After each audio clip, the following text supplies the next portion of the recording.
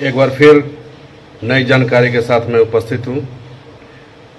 JBCCI की बैठक इस महीने के अंतिम सप्ताह तक हो जानी चाहिए, होने की संभावना है। यह आश्वासन कोयला मंत्री प्रहलाद जोशी ने आज दिल्ली में आयोजित कोल माइंस सेफ्टी की स्टैंडिंग कमेटी की बैठक में तब दी जब उपस्थित नेताओं ने जेबीसीसीआई की बैठक अविलंब कराने की बात कही। नमस्कार, मैं सत्येंद्र कुमार सिंह। स्टैंडिंग कमेटी की बैठक में बहुत सारे मुद्दे पर चर्चा की गई, जिसमें अभी जो पेंशन कामगारों को 200 से 350 रुपये मिल रहे हैं, उसे 1000 करने की बात कही गई।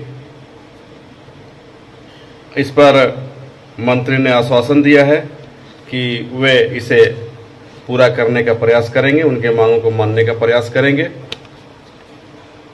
बैठक के संबंध में जानकारी देते हुए एचएमएस के नाथूलाल पांडे ने बताया कि उस बैठक में ठेका मजदूर जो आज खदानों में काम कर रहे हैं, अगर उनकी मृत्यु हो जाती है दुर्घटना के कारण या कोविड के कारण भी अगर उनकी मृत्यु हो जाती है, तो ऐसी स्थिति में विभागीय उसके उत्तराधिकारी को नौकरी देने की बात उठाई गई। कहा गया कि अगर कामगार ठेका मजदूर माइंस में काम करते वक्त मर जाता है तो उसके डिपेंडेंट को कंपनी नौकरी में बहाल करे, इसकी व्यवस्था की जाए। यह भी कहा गया कि कोल इंडिया में जितने भी डॉक्टर्स या सुपरवाइजर काम कर रहे हैं,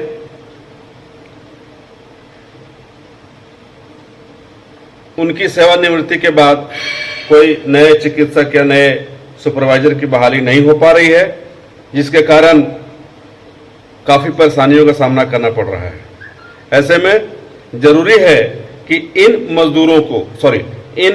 चिकित्सकों को, इन सुपरवाइजरों को 2 साल का एक्सटेंशन दे दिया जाए, जिससे कि सेवानिवृत्ति, मान लिया जाए कि अगर आज हो रहे हैं सेवानिवृत्त, तो 2 साल का उन्हें समय दिया जाए कि 2 साल तक वो और काम करें। इसके लिए किसी भी चिकित्सक से या सुपरवाइजर से आवेदन का इंतजार नहीं किया जाए। इससे हम लोगों को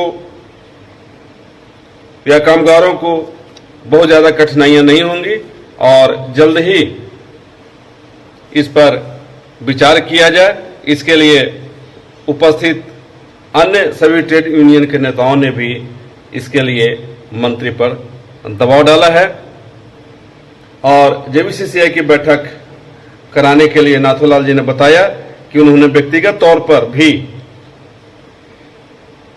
मंत्री से मिलकर बैठक के बाद उनसे आग्रह किया कि 1 महीने हो गए जेबीसीसीआई के गठन को, लेकिन अभी तक बैठक नहीं हुई है। इससे कामगारों में काफी रोष है और इससे सरकार की भी बदनामी हो रही है। इसीलिए अविलंब जेबीसीसीआई की बैठक करा ली जाए। इस पर मंत्री ने आश्वासन दिया है कि इस महीने के अंत तक जेबीसीसीआई की बैठक करा ली जाएगी। इस संबंध में नाथूलाल जी ने जो कहा है, जो जानकारियां दी है, आइए सुनते हैं कि उन्होंने क्या कहा। बैठक एज यूजुअल थी। अच्छा, बैठक तो जैसी होती है वैसी ही थी, लेकिन कुछ मुद्दे इम्पोर्टेंट उठे अदर देन सेफ्टी के। जी। एक तो पेंशन की बात आई कि आप ये 300 साढ़े 300 रुपया पेंशन देते हैं, जी, इसको मिनिमम 1000 करिए कि 1000 से कम किसी को नहीं मिलेगी। ऊपर और जितना बढ़नी हो बढ़ती रहे, जी, और मिनिमम 1000 तो होनी चाहिए। जी, और इस पर लगता है कि कुछ सहमति बन जाएगी और 1000 रुपया पेंशन हो जाएगी। जी। तो एक तो इशू ये था।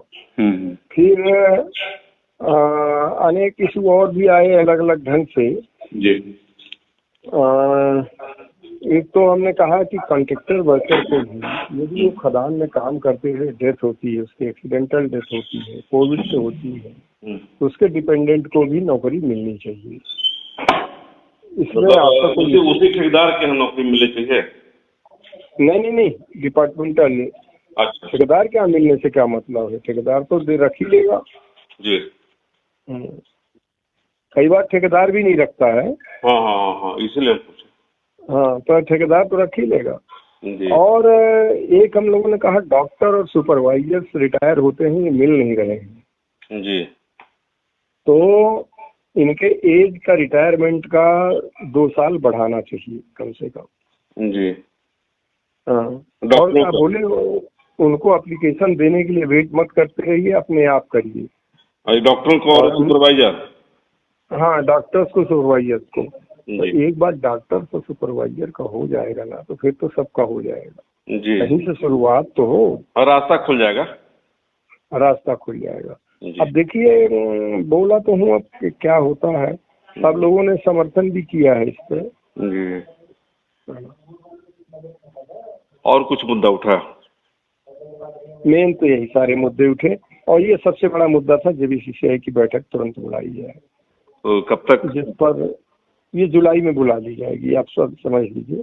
और ये भी तय हुआ कि ऑनलाइन हम लोग नहीं आएंगे, वो लोग तो ऑनलाइन चाह रहे थे जी। कह रहे थे कि ये दिक्कत। बाद में मंत्री जी ने कहा कि दिल्ली खुल गया यार, यहीं बुलवा देंगे।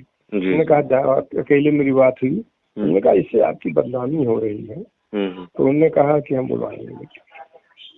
तो इस महीने के अंत तक हो जाएगा, ऐसा उम्मीद है। चलिए, बहुत बधाई इस बात के लिए कि जल्दी हो हाँ, जाए। इस बात पर काफी दबाव बनाया लोगों ने। जी। अगर आप इस चैनल पर नए हैं तो हमारे चैनल को लाइक, शेयर एंड सब्सक्राइब जरूर करें ताकि आने वाली देश विदेश की खबरें आपको मिलती रहे।